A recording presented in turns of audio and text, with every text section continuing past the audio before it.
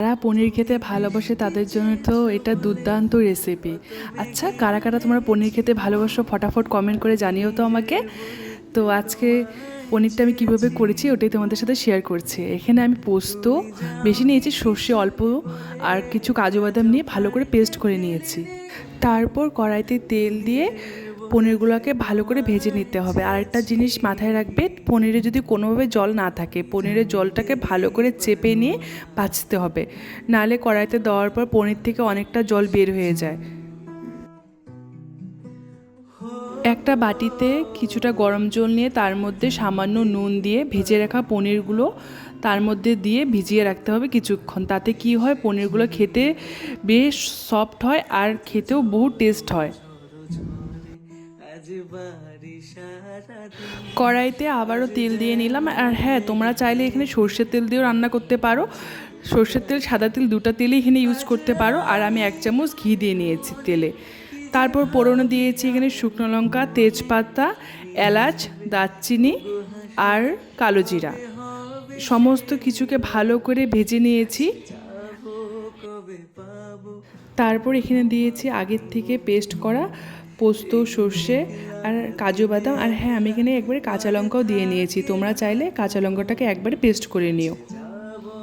দেখো, তেলে দেওয়ার পর হালকা করে জল দিয়ে নিয়েছি। বাটিটা ধুয়ে জলটা দিয়ে ভালো করে মশলাটাকে এখন কষাতে হবে। আর যতক্ষণ পর্যন্ত পোস্তর একটা কাঁচা গন্ধ না যায় অতটুকু পর্যন্ত তোমাদেরকে মশলাটাকে কষিয়ে যেতে হবে। আর এখানে দিয়েছি চিনিটা দিয়ে আবারও ভালো করে নাড়াচাড়া করে দেখো অনেকটাই তেলটা ছেড়ে এসেছে। এখন দিব এখানে নুন আর হলুদ গুঁড়ো। নুন হলুদ গুঁড়ো দিয়ে আবারও ভালো করে নাড়াচাড়া করে অনেকক্ষণ ধরে এটা ভেজে নিতে হবে। যত ভাজবে মশলাটা অত টেস্ট হবে খেতে। অল্প অল্প করে জল দেবে আর মশলাটাকে বারবার কষিয়ে নিতে হবে। তোমরা তো জানোই মশলা যত কষাবে খেতে অতটাই টেস্ট হবে। পনিরটা যে আমি ভিজিয়ে রেখেছিলাম জলের মধ্যে, জল আর পনির একসাথে মশলাটাতে দিয়ে নিতে হবে। জলটাকেও ফেলবে না, জলটা পনিরের গ্রেভিতে ইউজ করতে পারো। জলটা দিয়ে আমি পনিরটাকে অনেকক্ষণ ঢেকে রেখেছিলাম। দেখো, আমার পনিরের থেকে জলটা অনেকটাই শুকিয়ে গিয়েছে। এখন আমি এখানে দিব দুধ। তোমরা চাইলে এখানে প্যাকেটের দুধও ইউজ করতে পারো, গরুর দুধও ইউজ করতে পারো।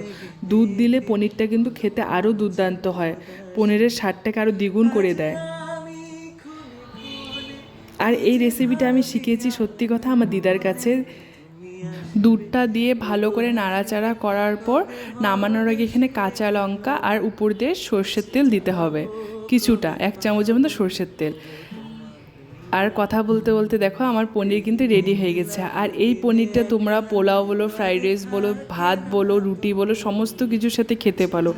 খেতে দুর্দান্ত হয়, অবশ্যই একবার ট্রাই করো তোমরা। আর যদি আমার ভিডিওটা ভালো লাগে অবশ্যই একটা লাইক করে দিও। টাটা।